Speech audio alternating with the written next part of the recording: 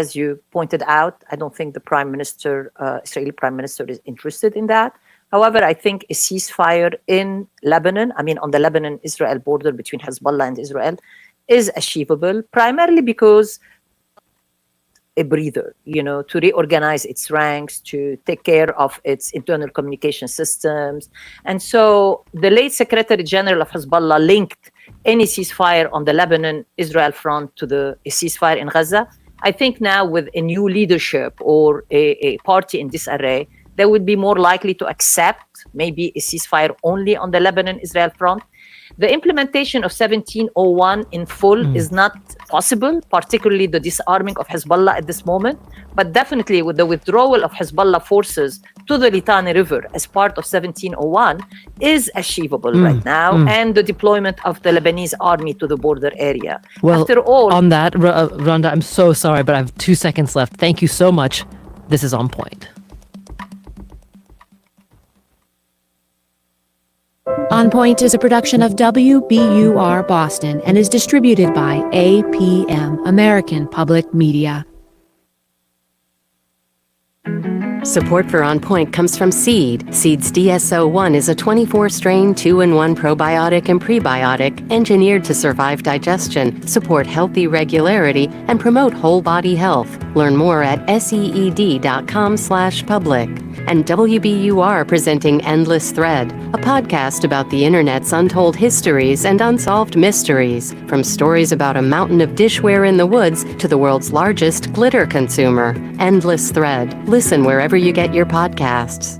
This is KUOW-FM Seattle, KUOW Tumwater, KQOW Bellingham.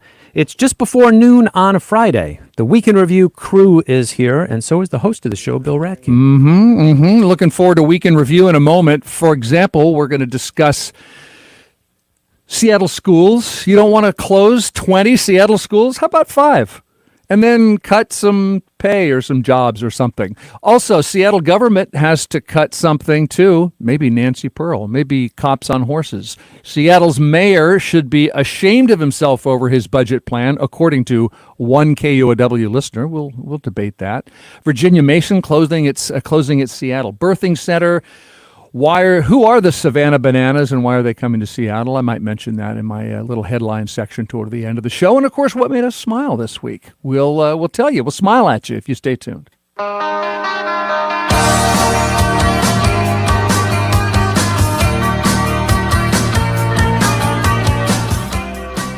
Support for KUOW comes from Cascade PBS with a live taping of the podcast Text Me Back, October 16th at the Seattle Public Library with Lindy West, Megan Hatcher-Mays, and guests for a look at election season. Open to the public with RSVP. More info at cascadepbs.org/events. And from Forest Ridge School of the Sacred Heart, established in 1907 and serving girls in grades 5 through 12, dedicated to offering a challenging academic program in a supportive environment. Open house Thursday, October 17th from 5 to 7. Details at forestridge.org. 53 degrees in Seattle. It seems like the rain might be letting up a little bit. Today's expected high 61, partly cloudy overnight, continuing chance of showers, but tomorrow and Sunday and Monday are all expected to be mostly sunny. Hey, food and drink writer Ton Vin here. Have you been meaning to try a new recipe or restaurant but not sure where to start? The Seattle Eats podcast is here to help. From KUOW and the Seattle Times, I'll be your guide for what to cook and how to eat. From acclaimed restaurants to strip mall gems across the Puget Sound. Listen to Seattle Eats on the KUOW app or wherever you get podcasts.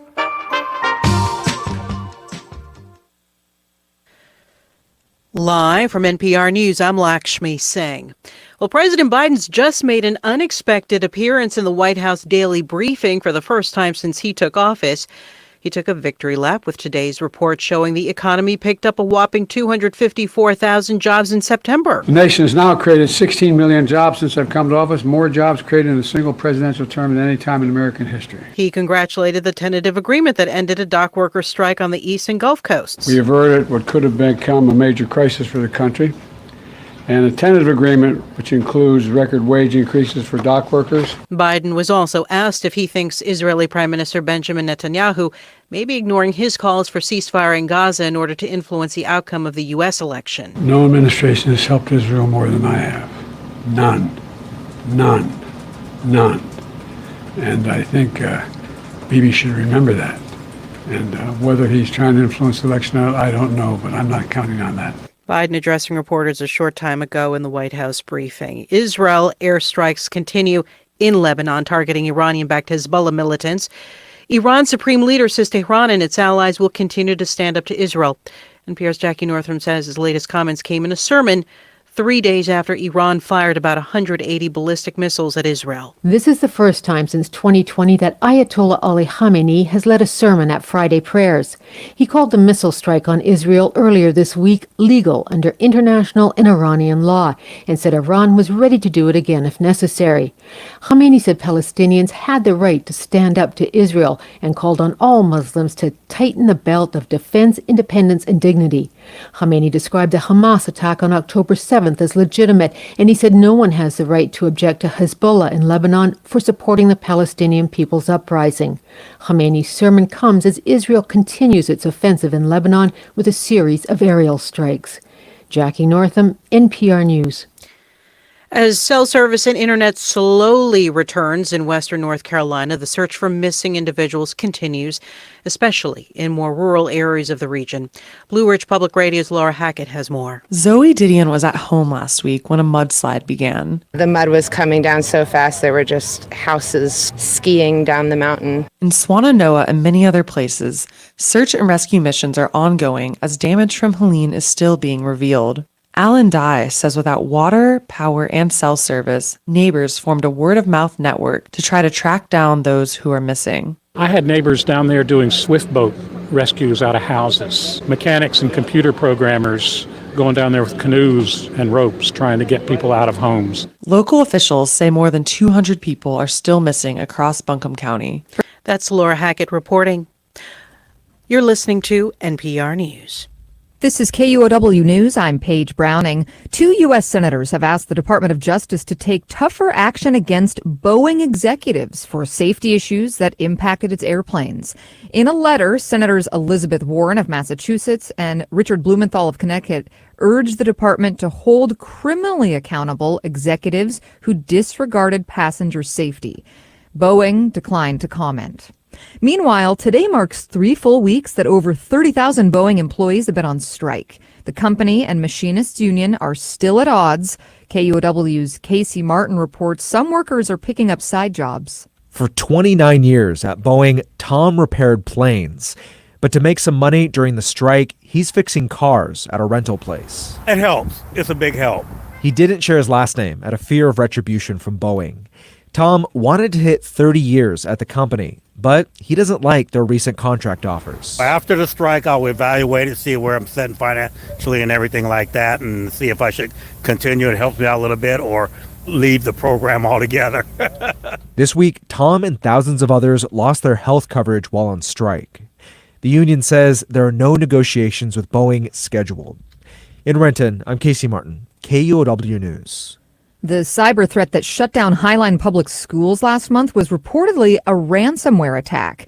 The FBI is investigating, according to the Seattle Times. Students and staff still can't use Wi-Fi or district-issued devices, and a spokesperson says lesson plans that were online are still inaccessible.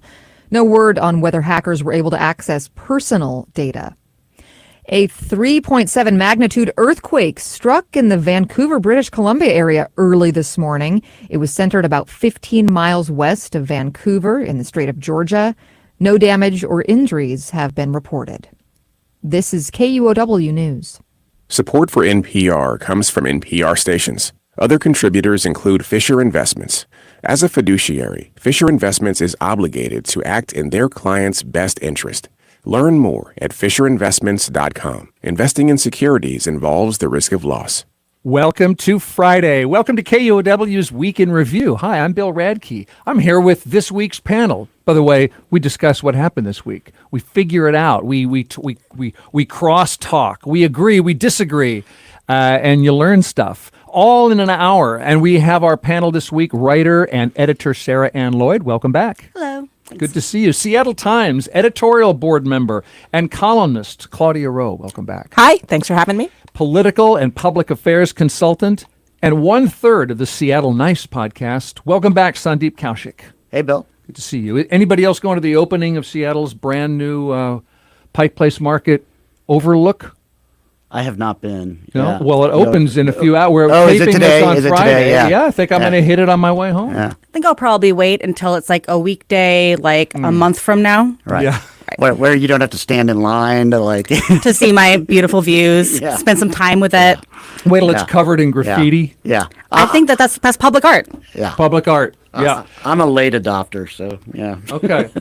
This is it goes from the market up on the bluff over to the waterfront, the aquarium, and I do think this. I walk past it every morning, and I notice the white. It's so white bridge from the ferry dock over Alaskan Way, and then the overlook, and they are so not graffitied / public arted yet. And it always surprises me a little bit. I mean, if no one paints them, they will eventually just get less white by weather and how nature works anyway. Correct. Right. Well, the mayor's got graffiti cleanup money, an increase in graffiti cleanup money in his budget. In his budget? In his budget. Well, maybe we should talk about. We can keep it pristine. Does that mean he can give SDOT their staff back? Yeah. Well, we're going to talk about the Seattle budget. That made the news this week for sure. That's in a few minutes. By the way, watch the show on YouTube. Just search KUOW, and I'm waving at you. But we're going to begin with another budget issue. We got two of these going on. We have at the Seattle Public School District, they are short $94 million, and they offered to close about 20 schools, and parents did not like that. So now they're saying, okay, we could just close 5 schools. School board member Gina Topp says she is glad the district listened to community concerns. I think that trying to close 20 schools all at once left a lot of unanswered questions, a lot of chaos, and it makes a lot more sense to do a scaled back approach and make sure that we get this right. Okay, but how does that fix the $94 million problem? KUOW education reporter Sammy West. 5 school closures will save the district around $7.5 million. It's unclear how Jones' plan will bridge the rest of the shortfall, but officials have said that if fewer schools close, layoffs and other belt-tightening measures become more likely. Layoffs and belt tightening. Claudia, did the district mistakenly think that parents would rather close schools than lay people off and tighten belts? I don't know if the district really is taking their cues from parents. I think this is sort of a little bit a game of chicken. Freak everyone out with the big scary number of 21 schools and no real plan. Scale it back to 5, and maybe it sounds like or it feels like, oh, we parents made a difference. Wow, so this is a conspiracy theory. I'm trying to follow the theory here. So the fix is in, and they didn't really listen to community concerns. They did, in the sense of taking the closure or consolidation of K-8 schools out of the mix for the moment. Those K-8 schools were kind of oddballs in Seattle. They were unusual. They had different specialties. So those are presently off the table. I think these are kindergarten through 8th grade, and they're mostly what's called option schools. Right, where anybody in the city, it's not dependent on where you live. Right. You can apply to go to that school. It's a game of gamesmanship always. Mm-hmm. It's not particular to Seattle. It's always this way. Well, a big objection to the closure plan.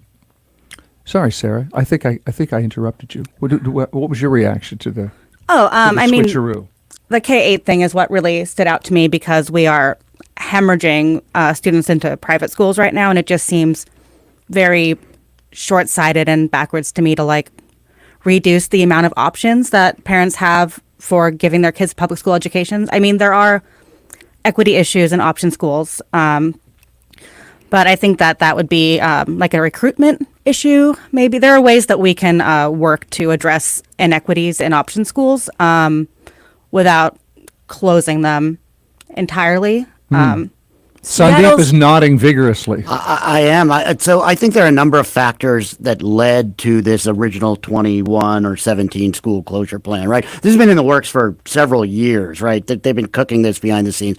Part of it is the fiscal stuff, right? That they do have this budget deficit. Part of it, I think, is what I would call a very misguided approach to equity that some of the school board leaders have adopted, where, cutting off, lowering standards, or reducing options, or eliminating gifted and talented programs, right? That becomes a kind of shortcut to quote unquote equity in some ways, but I find that not real equity. That's not actually the hard work of lifting up kids that have fallen behind. That is just a kind of race to the bottom. So I think that's been one of the motivations here. I will say the fiscal stuff, and the school board president and at one point the superintendent were on the record saying even if there wasn't a fiscal problem at the district, they would be closing schools, right? And, the state, we have to say that, Chris Reichdahl up there at the state education department has made it clear multiple times that he does not think running elementary schools with fewer than 300 students is an intelligent or sustainable model. I'm sure, while he has said that he's not putting pressure on Seattle, I'm sure they're feeling pressure if the state education leader is saying this plan doesn't work. Yeah. Well, there's this objection to the closure plan that it's just too many schools to close, it's disruptive. But then there's also this idea that we should not make schools cookie cutter. We shouldn't eliminate these foreign language immersion school, performing arts school, etc. Why couldn't the district say, okay, yeah, we hear you, we'll leave the option schools open, but still close 20 schools? Because there's dozens, there's 63 elementary schools, there's 11 K through 8 schools. Why couldn't they why is it down to only 5 schools closed when they've got to somehow find $94 million to save? Because it's a warm up. It's sort of like it's just like Gina Top said in your intro there. Try it with a limited number, see how that goes. Can you get your system straight? Can you make sure everyone's satisfied? But they're going to have to cut. They're going to have to fire people or cut their pay. They would have had right? to with 20 school closures as well. Okay, so there's just a lot more people fired in salary cuts. Possibly, unless the state steps in.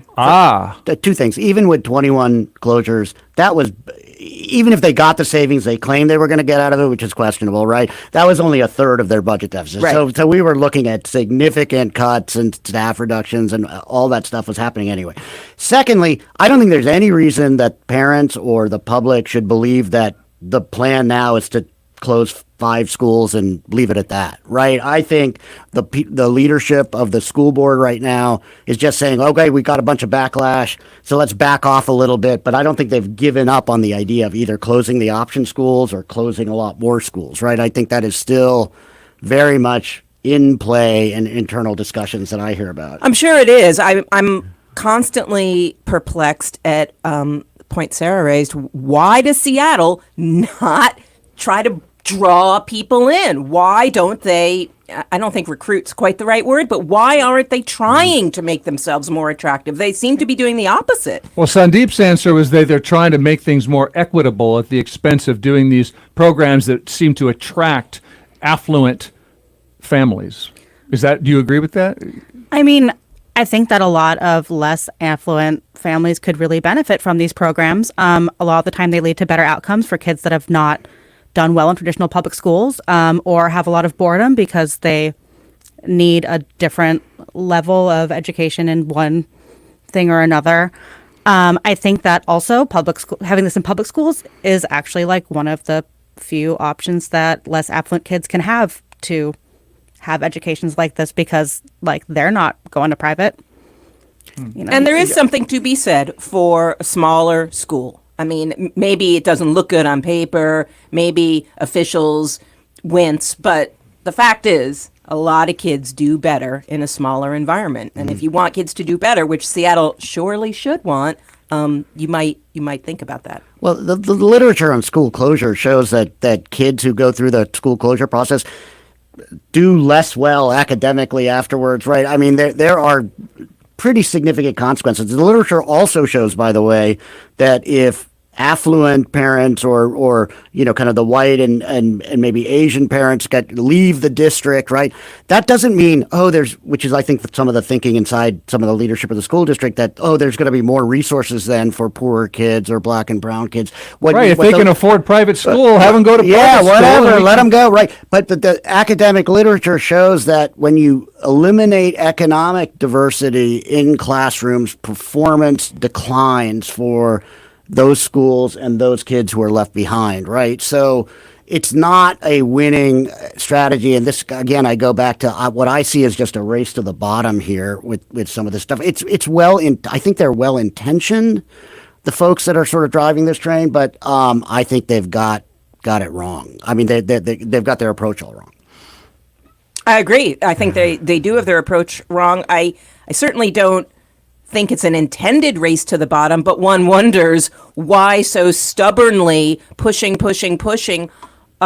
approaches that aren't supported by research, don't solve the money problem. So what is really going on here? Well, it's not that stubborn, right? They just backtracked when the parents said we don't like No, they backtracked on that, but really stubborn in terms of refusing to ask families why they leave, in terms of refusing to give families the things they say they want. Right. To the point that Sarah was making. So a few years ago when they first proposed getting rid of HCC, which is the Gifted and Talented program, right, the previous superintendent called it educational apartheid, right? That quote was a very provocative quote. There was actually a committee that they had previously formed of minority parents, right, who they're the ones who objected to doing it. They said, we want our kids to do better. We want our kids to have the same opportunities that the kids at HCC have. We're not telling you to get rid of it. Let's figure out a way so that broaden it, like a million other districts have done across this state and across this country. Exactly. There are things we can do to better serve poor kids, black kids, brown kids. But that doesn't mean that's not getting rid of options or opportunities. That's doing the work to lift up those kids. Right? And maybe rethinking the structure of those programs, but not eliminating them entirely. Yeah. Okay. There's a way to do this, and they're not doing it. Something I haven't mentioned yet. Some listeners might be thinking, when's he going to mention it? The Seattle School Board this week approved a new contract for the school superintendent, and it includes a raise of nearly $25,000 if you include salary and benefits. He came in after 3 decades of frequent superintendent turnover, and the board says students will benefit from his consistent and stable leadership. Board members also credit Jones as a strong leader for racial equity. With the raise, Jones would still be making less than many of his peers in smaller neighboring districts. State salary data shows superintendents in Lake Washington, Renton, Auburn, and Issaquah made more than Jones last year. Why shouldn't the Seattle school superintendent get a cost of living adjustment and whatever other accountability promises that they extracted from him, from Brent Jones, the superintendent? I'm not. Well, first of all, the actual salary increase is about $14,000. To call it 25 and say, that's the cost of your health insurance and benefits. Don't include just talk salary. I'm just talking salary. Okay. So just salary alone, it was just under 4% raise. Correct. It's about just under $14,000. Should he have gotten that raise because he's doing a good job? I don't think that's what the board is saying. They have said pretty clearly it's not a performance bonus. It's a cost of living adjustment that basically all the other administrators got too. Yeah, maybe you could not do that when you're facing a $94 million budget hole. Right. I mean, does he really need his cost of living adjusted when he's making nearly $400,000? I'm sure his living is fine. The optics are not great at the time when they're talking about closing schools in the budget deficit of giving any even if it's $10 or $14 or whatever, it still doesn't look great. But that said, to be fair to the superintendent, he has also voluntarily offered to take 5 furlough days in solidarity with his staff. And he said he'll still work those days if the district needs him. I'm around. Right. But I think the talk about the raise for the superintendent obscures what the real story is behind this contract for the superintendent, which is that I've been talking to some SPS, insiders who are saying that certain of the school board members, the knives are out, and they want to get rid of Brent Jones, the superintendent, and what they're building, some of the provisions they're building into the contract, and some of the protections for the superintendent that they're taking out of the contract is teeing up potentially a right. They're setting up a way to amass evidence to have cause. These are monthly reviews and then quarterly public reviews, or he's going to have to speak to and answer for outcomes in a way that hasn't been done so far. That's what they say that they have built into the contract. As well, there used to be a clause that basically said if the school board didn't act, your contract's automatically extended. Now they have to actually act, and if they don't act, the contract ends. That's a change. But I remember when there was superintendent after superintendent, and people complained about the turnover. What are they accusing Brent Jones of doing that's so bad? Besides, he didn't make enrollment drop. He didn't. Why is there this supposed? Well, I don't think he made enrollment drop all by himself, but he sure hasn't directed any kind of effort to attract families in, as we just said. Okay, so the board wants that. The board wants to do is more in line with your.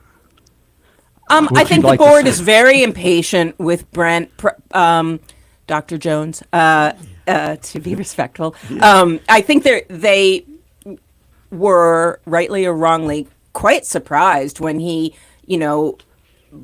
trotted out his 17 school and 21 school proposal with literally no detail on what that would mean for the kids and families who are expected now to move around, and how would your programs move from school to school. There was no detail, and I do think they were pretty surprised at that. Right. But I don't think that's what's driving the tensions between, say, the head of the school board and the superintendent. There is this whole, it gets kind of wonky, but there's this conversation about a thing called student outcomes focused governance, which is a framework for how school board should operate. And the previous school board chair, the current school board chair are very devoted to this framework and this model, and often the advocates of SOFG have this almost kind of us versus them. I've heard some people that are not enamored with it calling it kind of a cult, and wow. I think there's a perception that the superintendent is not fully or adequately on board with the principles of student outcomes focused governance, and so there is a desire from the very ardent advocates on it on the school board, which include the school board chair or president or whatever the title is, makes those folks suspicious or desirous of change. I want to hear KUOW look into this governance thing, but are people on the record about it? Will they talk to us about it? It deserves more scrutiny. In fact, Claudia and I were talking before the It's in many cities. It's so it's national. It's a national effort. It is being rolled out in a number of large city school districts. One wonders, aren't all your school board actions supposed to be student outcomes focused? It's a weird thing, right? I also am going to look into it a little more deeply. Yeah. It's led to stuff like, for instance, because of SOFG, the school board's gotten rid of most of its standing committees, including their finance committee. At a time when they're looking at $100 million deficit, the school board's not going to do this kind of deep dive oversight of the finance. Yes, it's like this big picture stuff, right? So we're all about policy and these large shapes, and we're not going to get that granular micromanagey. That's sort of it's pulling our focus off the big picture. However, I mean, the money is the big picture. That's like the biggest picture, and the school board, the superintendent is the big picture, right? And I don't know. It doesn't look like the student outcomes are doing so great, and they've been pretty enamored of this model for a little while. I still think we can't read too deeply into the name. It's like that.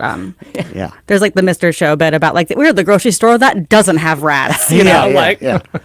Okay. There are complaints because in San Francisco there's really pushback on SOFG, where they're also talking about school closures. In Columbus, Ohio, they're talking about school closures and they've adopted an SOFG. So I think for some of the people that aren't bought into this model, they're looking at that and saying, is this really getting us anywhere good? Just to flip it on the devil's advocate side, there is an argument to be made that says, hey, school boards can get really micro and kind of get into the weeds and get into people's business where they're not helpful. I mean, that would just be the Sure. Yeah. I don't even think they have to be a devil. I want to hear people advocate for different sides of this. Okay, so more to learn about that. The overall gist, we're going to take a break here, but as I said in the beginning, the school district is now, the superintendent put forward this. We closed 17 or 21 schools. There was an outcry, and now the latest plan is, well, maybe only 5 schools, but there's still a big old deficit to be made up for. We haven't talked about who's going to get fired, who's going to get their pay cut. I think people listening to us might want to know, am I going to get fired and get my pay cut? So I guess we don't know yet. I do think there will be a significant push in Olympia in the next session to increase funding. And the superintendent put out a $3 billion, I think. I think it's $4 billion over 4 years. Over 4 years, yeah. And there is something to be said at the state level because there are now 6 schools in binding conditions, which is some level of state monitoring of their finances, and another. This is slightly outdated because OSPI's data is slightly outdated, but the last list from the 22-23 school year is that there are 19 districts in danger of Are these districts where voters are passing all their levies? That's a good question. It's 19 districts, so okay. I don't have them off the top of my head. All right, we're over time, and if this were a classroom, the bell would have rung. So we're going to pause there and see. The district is going to name these 5 schools by maybe the end of the month, and we'll just keep learning more. We'll keep you posted here on KUOW. I'm Bill Radke. We take a short break now and right back with more Week in Review.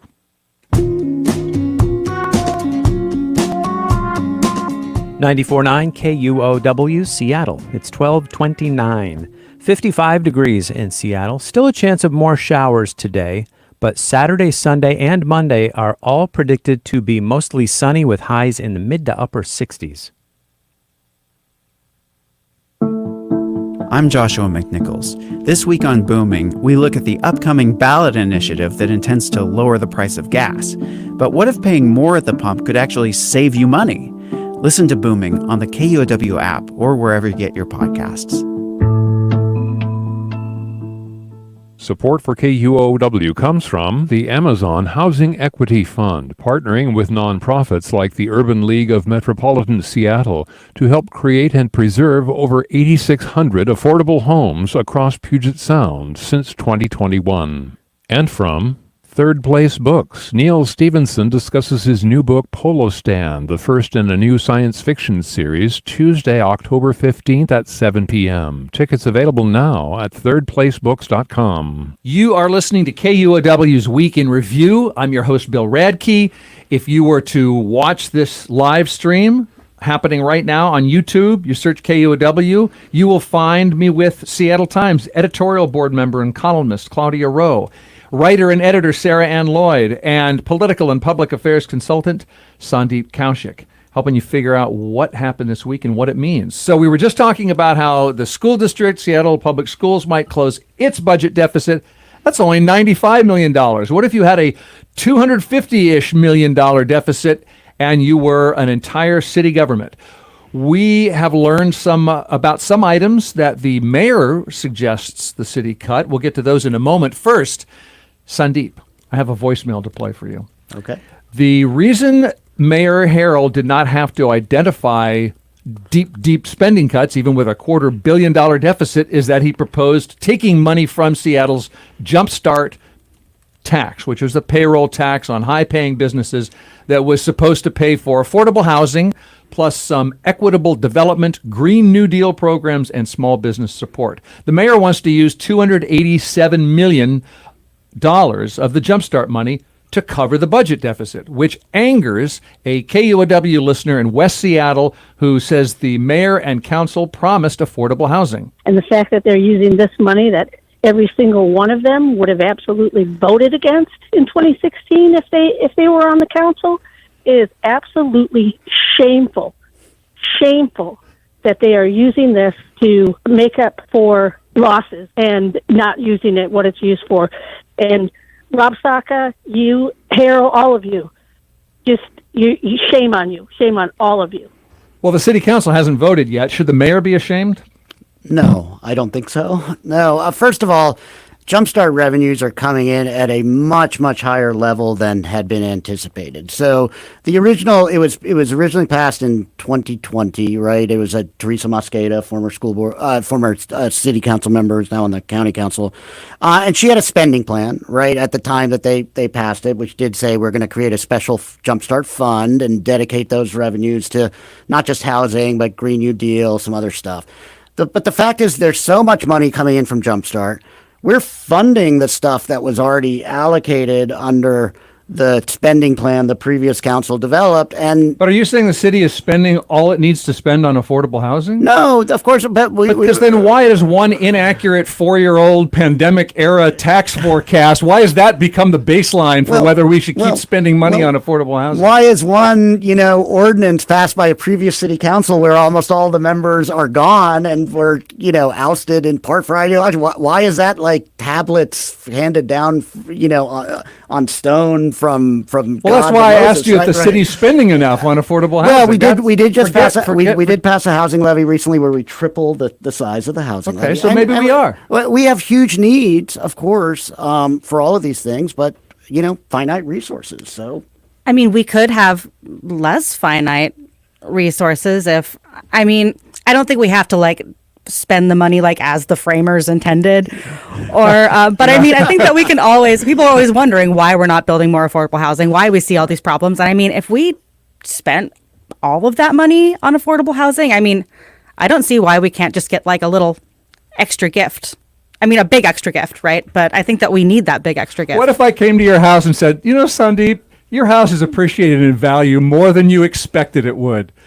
So I'm robbing you. And it's not really robbing you because, you didn't expect that money. That doesn't seem like the right analogy, Bill. That would be bad. I don't want you to rob me. Okay. I'm not advocating one way or the other. I'm just trying to parse this for the listener. What should we be paying attention to? Claudia, any thoughts? Like Sarah said, I don't think that it has to be, it was for one thing and that's that forever.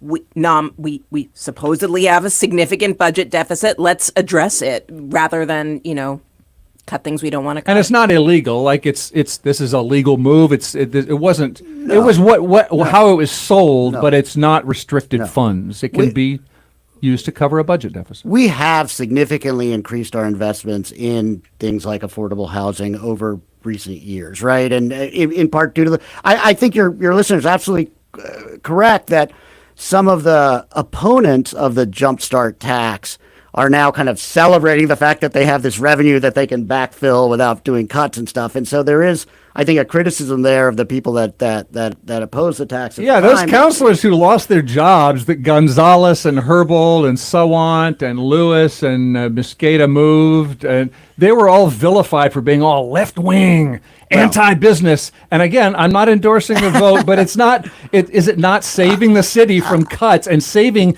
the current city council members and the mayor from having to make those unpopular cuts? Right. It wasn't Jumpstart that hurt them politically. It was other stuff. It was defund, abolition, and that kind of stuff. That Agree. Yeah. I Jumpstart was sort of a minor. Jumpstart was popular. Progressive the Chamber taxation of Commerce, was popular. The Chamber of Commerce didn't like it. The Downtown Seattle Association, do they still want it repealed? Are they still trying to get it? I don't think they're talking about repealing it anymore. Yeah. They're getting a lot of benefits. Yeah, their oxes are not getting gored because of the So I think it's now baked into the cake. There's no way you could pull out $400 million out of the budget without a disastrous impact, right? But we have a more anti-tax, pro-business city council. It's time.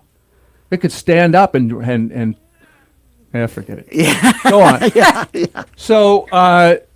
So do we say enough about the overall Jumpstart situation? Because we got more to say about what. Well, I will just really quickly say that this was, for the last year, we've been hearing about this massive $260 million deficit, and oh my God, there's going to be across-the-board cuts and deep cuts to very valuable programs, and then it ends up being like the budget crisis that not only didn't bite, it barely barked, right? I mean, it jump-started. There's a handful of layoffs, but not that many, about 75 positions that the mayor proposed. Yeah. There's no across-the-board cuts, little targeted stuff here and there. We could talk about some of them that are controversial, right? But Yeah, I got a targeted cut for you. The mayor did not choose to spend the Jumpstart tax money to fund the Seattle Channel, which is where you can watch city council meetings and mayoral events, and they produce original programming. They basically do a lot of what KUOW does. They interview elected officials and have campaign debates and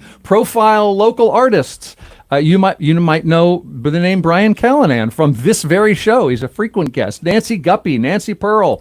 Shows enjoyed by people like us, I would say, into politics and city government and arts and journalism. Is it valuable enough for the wider public to save the Seattle Channel funding? Yeah, absolutely. It's such a negligible amount compared to the overall budget. Why would you get rid of it, especially since we don't actually have this atrocious deficit? Well, you got to cut a lot of small things to save a lot of money, right? Yeah, but I mean, I don't think we should cut this thing. Right. Right. I think that is really valuable. I mean, I know that theoretically it's not going to impact the city council and the mayoral streams. I still think it's not a great look for somebody that just, I don't know, did the thing with the Jumpstart, where it's like... You'd like to hear him asked about that on the Seattle Channel. Exactly. Right. It's the questions. It's the questioning of officials that, maybe they don't love. They don't even do Ask the Mayor anymore. They used to. I think it might have been the Seattle Times where I read that, pointed out that that ended with Ed Murray, so they're not even... That no longer exists, yeah. I mean, so we'll have to ask the mayor ourselves. Yes, Sarah. I mean, and as everyone at this table knows, like, it's very, very hard to fund journalism. Yes. In general. And I think that a lot of the more like, it's a very like our local C-SPAN. And I think a lot of that, that like side programming besides just the streams is very, very valuable too, for putting everything in context and for making sure that we're having those conversations, even if, the private sector really tanks on that, I guess. Just really quickly, pulling back into a broader context, I do discern what I would call a worrisome trend in Seattle municipal government of kind of pulling away more broadly from transparency and accountability stuff. And it's not just, I think if this went through, this would be the next iteration of that. I don't think this cut will stand. I hope it, I agree the with city everybody council here. president says she wants to. Yeah, I agree with find everybody the here money. that this would be a dumb thing to do. But, a few years ago, they got rid of the online staff directory of phone numbers for every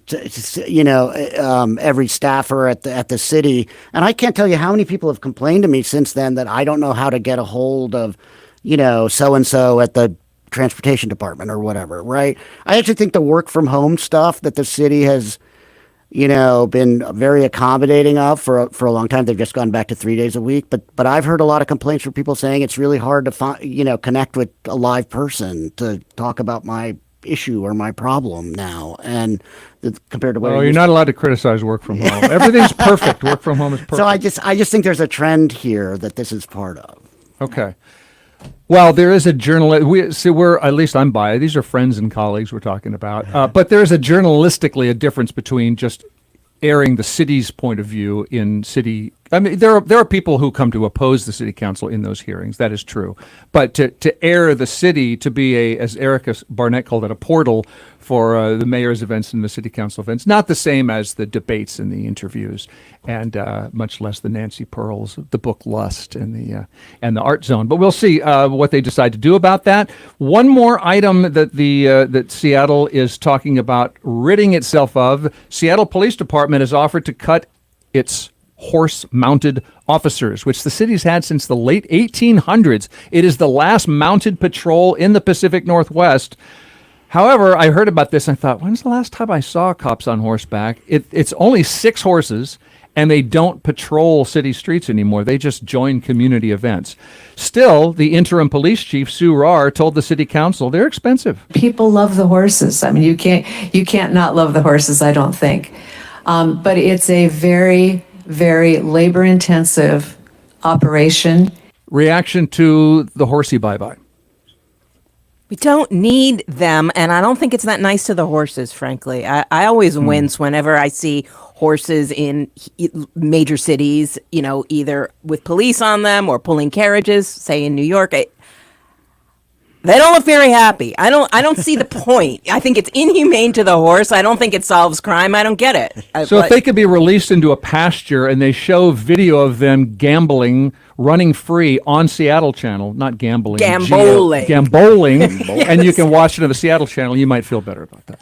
I would feel better if they were gamboling. Yes. I thought that you were making like an anti-horse vice point, like they're going to like terrorize the city if we don't employ them. Who knows what they'll get up to? Yeah, I agree. I think that we don't need mounted police. I love horses, and I hope that they all find a wonderful place to land, and in their new lives post this. I do wonder what they're going to do with the property that has the stables on it, because it takes a lot of room to take care of horses. Where is that stable? It's by West Crest Park in West Seattle. Oh. I live not that far away from there, and I've never seen a mounted cop in my neighborhood. But yeah, no, it's near the city limits by White Center.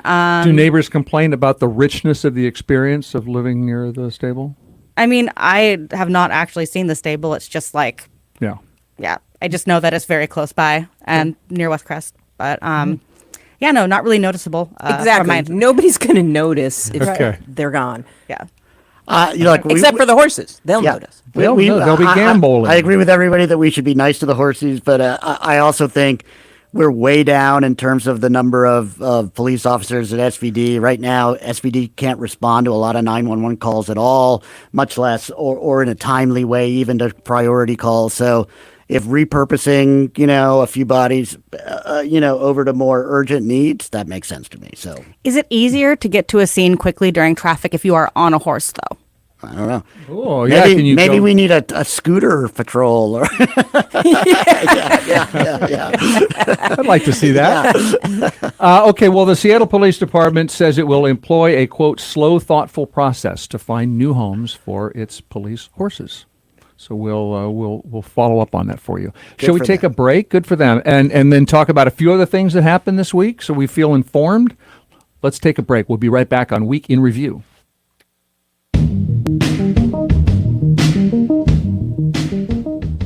Support for KUOW comes from Horizon House. Horizon House, independent living on Seattle's First Hill, welcomes adults 62 and over from diverse backgrounds and cultures, including LGBTQ+. Learn more at horizonhouse.org. I'm Julian Marshall, host of BBC News. On today's programme, Iran's leader defiant as the country braces for an Israeli response to Iran's missile strike, and the deepening conflict in Lebanon with 4 hospitals now out of action in the south as Israel continues its offensive against Hezbollah.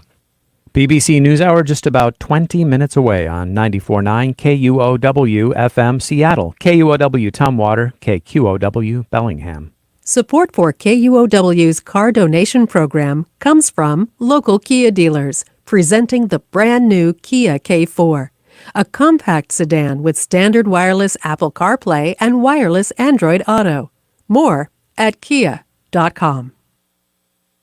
You are learning an entire week's worth of information and perspective in only an hour on Week in Review with Seattle Times editorial board member Claudia Rowe, writer-editor Sarah Anne Lloyd, and from the Seattle Nice podcast, we've got Sandeep Kaushik here, and I'm your host, Bill Radke. We have learned a lot this hour, but not everything. So let's tell you about a few more items that caught our interest that we think you'd be interested in. Seattle's Virginia Mason Medical Center says it's closing its downtown birth center and women's health clinic next month, according to the Seattle Times. The hospital president said the birth center is underused and that maternity needs are being met by nearby services, and they need to close the birth center to expand critical care services for patients with cardiovascular, spine, and neurological needs. Sarah, is that because Seattle is aging and not having a lot of babies? Why do you think this birthing center closure is happening? I think a lot of people are having babies. I think that I honestly think it's an awareness issue, right? Right nearby, we have Swedish, where their First Hill facility was the gold standard for the hospital birthing center model 20 years ago. But I think that there just wasn't as much awareness that there's another facility, a couple of blocks away. And I think that these new facilities are very valuable. Although Swedish was the gold standard 20 years ago, a lot of the newer birthing centers have, pain management options that Swedish doesn't have. Just a lot of other just updates that Swedish just hasn't gotten in the last 20 years. What's so different in pain management that there wouldn't be, they wouldn't exist at Swedish? So nitrous oxide was always very popular in Britain. It is pretty standard for area like UW has it, Valley has it. The Virginia Mason facility had it, where it's actually like a very minimally invasive pain management option. There's also the walking epidural, which is just like it's like a partial epidural where it doesn't cut you off quite as much. So you can still kind of move around, but it still provides some relief. And neither of these, I mean, they're not options that Swedish had when I delivered 2 years ago. I'm pretty sure they're not options now. And a lot of these newer facilities, they just come with them. And anecdotally, in my mom groups, the people that delivered at Virginia Mason, universally great things to say about it. They're recommending it to everybody. And now it's also, the facility's only like 4 years old. So I think that there's probably a lot of room for people to figure out that it existed. And we actually have once that closes, the only birthing centers in the city limits are going to be Swedish and UW, which seems pretty low for a city our size. There are some in the surrounding area, like Virginia Mason's patients are probably going to go to St. Anne's in Burien, formerly Highline, which also has some of those amenities that Swedish doesn't have. Interesting, yeah. But Virginia Mason will still have gynecological services in downtown. They're closing a women's health center too. I'm not sure how that affects like gynecological care broadly. I mean, I'm pretty sure it's, they're going to have to be able to address, those bodily issues for sure. But they're closing a women's health facility too. Okay. And is there last question, is there an economic, it doesn't pay per reimbursement. Is that a factor, do you think? There was reporting in the Seattle Times last year about a broader trend of facilities closing in the state, including 2 in Bremerton, which, I mean, if the facility in Silverdale is over capacity, it seems like it'd be useful to have more than one downtown. And in that reporting was that Medicaid reimbursement for these services isn't always wonderful. Yeah. I mean, and my very brief anecdote on there is when I did deliver, I was on expanded pregnancy Medicaid, and my child cost $1.4 million at least. Wow. Like to meet that kid. Wow. Yeah. And when I was looking through the EOBs, there was denied all over the place. I haven't actually run the numbers, and that's just anecdotal. Yeah. But it seems like there was, I think Swedish ate a lot of that $1.4 million. Okay, that's Virginia Mason Medical Center set to close its downtown birth center and, as you said, women's health clinic too, next month. A few other items that caught my attention and maybe yours this week. Whenever we have yet another shooting in Seattle and we ask how can we prevent violence, part of the answer is in community groups that give young people things to do and counsel. And one of the most prominent violence prevention organizations is the Southeast Network Safety Net, part of the Boys and Girls Clubs. I've interviewed the head of it, Marty Jackson. She and 4 family members just got indicted for allegedly running a fentanyl trafficking ring. Did you hear about that? I did. Yeah, saw the Hard saw to the story. miss. Yeah. Yeah. The U.S. Attorney claims that this ring supplied members of the Lummi Nation, 4 of whose members fatally overdosed on fentanyl in the span of 4 days. And the FBI asserts that the drug ring sold 800,000 fentanyl pills throughout the United States. So, wow, that's a wow that we're going to learn more about. Then there was this in West Seattle. A woman was fatally shot this week. The Seattle Times reports she was a former doctor who I actually remember, Dr. Tammy. I remember this video made at the fountain outside the Capitol riot. So she joined in. She said she described being tear gassed and pepper sprayed and in the January 6th attack on the U.S. Capitol.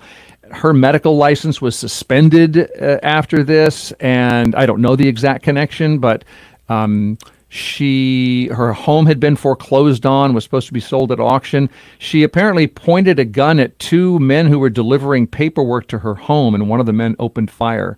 And she's no more. Yes, Quite Claudia. mysterious, Yes. because the police have said the men were A, not evicting her, and were B, not law enforcement.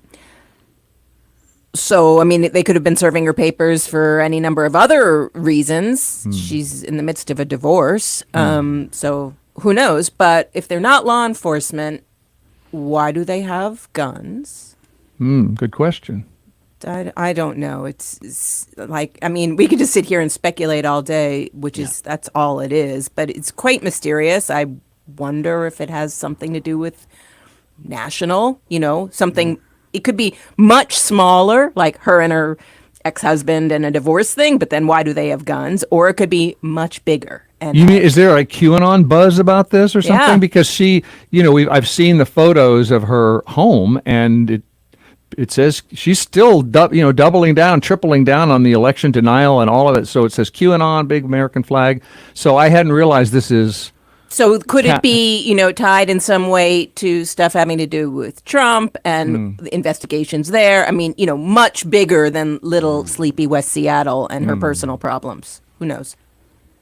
Seems to me like a really sad story of a promising life that completely unraveled. And I think in large part because of some very extreme sort of conspiracy theory, radical, wacky, going down these sort of rabbit holes, which happens increasingly in our society with the, She was in the era of social media. She was a beloved doctor. I mean, there's Yeah, people all yeah, over the yeah, West Seattle yeah, blog talking yeah. about what an amazing Yeah. doctor she once was. It Once is super was. sad. It seems tragic and sad to me. Yeah.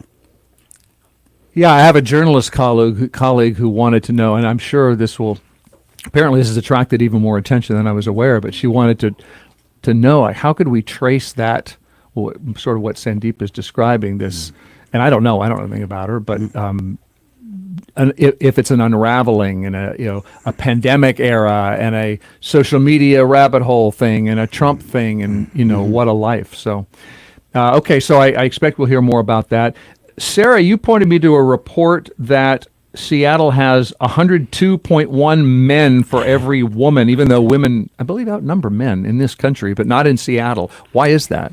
Yeah. So according to analysis from the AAP and Axios, which seems men outnumber women more broadly in cities with large tech sectors. And I mean, that's certainly true for Seattle. I mean, if you look at Amazon, if their like report on their gender equity, at the very top, it's like, we're about equal. Then you go down and it's like the office jobs are actually like the majority men,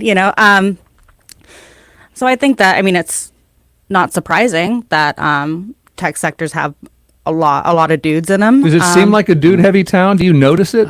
I definitely think that Seattle has a tech bro problem. I noticed it as soon as I moved here. I moved here in 2003. I immediately noticed it.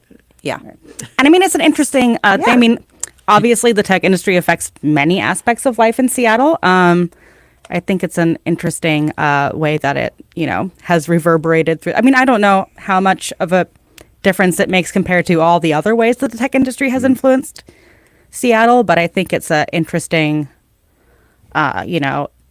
experiment in like the way how wide-reaching the implications can be. Yeah, I mean, look, Seattle's progressive virtue flows on a seemingly infinitely deep sea of new money, largely driven by our success as a knowledge economy city, right? So tech has created enormous, well, all that jumpstart money, right, that we were just talking about earlier, that's coming from tech. So, but it's changed the city, right? And it's changed the culture of the city too. And I do think there's a kind of smartest guy in the room, tech bro-y kind of thing that I see a lot in Seattle that's sort of off-putting. Right, and there's like the famous like anecdotes about the men's and women's bathrooms in like Amazon administrative buildings where the men's rooms are always very full and the women's restrooms are always quite peaceful. Peaceful. Okay, we're getting down to it. We got less than 3 minutes left on the show. I want to make sure we impart something smile-worthy. We always end the show by saying what made us smile this week. Anything? I really enjoyed the Spokesman Review article where they sent a gaggle of Bavarian journalists that were doing a program in Washington for the summer. Sent them to Leavenworth, and there's this great piece where they roast Leavenworth, but in kind of a very gentle way. One of my favorite parts is like they could really tell they weren't in Bavaria because a woman in her 30s got carded. But it was also like, this is not how we do the pretzel. This is why is Krampus so not violent? It's right stuff like it's a very entertaining read for sure. Yeah, those are the sweetest Krampus devil characters that you'll find. I see a Portlandia style sitcom, Leavenworthia, Right. We always go there and do that. Hoffenstrasse, Hausenheimer, and there's the Starbucks and Schnitzenhofen. And, The alleys don't look like Bavaria. It's just the fence. Right. Anything else smiling at you? We're a month away from the end of this interminable election season. I can't wait. It's just a grind. TGI October for you, right? I love October, but we'll all be very happy when we don't have to hear about this every single minute. Okay. Well, I'll be out of a job. How about you, Sandeep? Yeah, so August 29th, 1974, 50 years ago, give or take a couple of months, 8-year-old immigrant boy goes to his first baseball game, Flushing, Queens. It's Shea Stadium. That was me, right? And it was the New York Mets. Tom Seaver shut out the Houston Astros 7-0. I remember it vividly. And I've been a Mets fan ever since. And they just last night, first of all, they had to win on the last day of the season to get into the playoffs. And then last night, 9th inning, 3-run, come from behind, home run to beat the Brewers and move on to the next round. So let's go Mets. You're smiling at the expense of thousands of Mariners fans listening to you right now. Well, I am a Mariners fan. It is my adopted home, so I understand the deep unhappiness of Mariners fans. I share some of that, but right now I'm excited about my Mets. I mean, I don't think that it doesn't hurt our feelings that much when the Mariners lose. It's part of it. Okay. I would say the adjective long-suffering applies both to Mariners and to Mets. That's fair. That's fair. Okay, Yes. we got to go. I'll have to tell you about my what made me smile. Well, I just tell you the top line. I saw The Skin of Our Teeth at the Seattle Rep, and I've just been watching a lot of theater. I saw Guards at the Taj at Arts West in West Seattle. I saw POTUS at ACT Theater, and I could tell you more about why I'm loving all that stuff. But that's making me smile. The arts are alive, and we've got to go. That's making me frown, but I do want to thank Seattle Times Ed Board member and columnist Claudia Rowe, writer-editor Sarah Anne Lloyd, political public affairs consultant, and from the Seattle Nice podcast, Sandeep Kaushik. Thank you all. Thanks for having us. Thank you. Thank you, producer Kevin Knistet, board runner Bernard Willett, live streaming from Juan Pablo Chiquiza, audio support from Hans Twite. I'm Bill Radke. Back in a week. Support for KUOW comes from STG, presenting Black Violin, October 8th at the Paramount Theater. Violist Will Baptiste and violin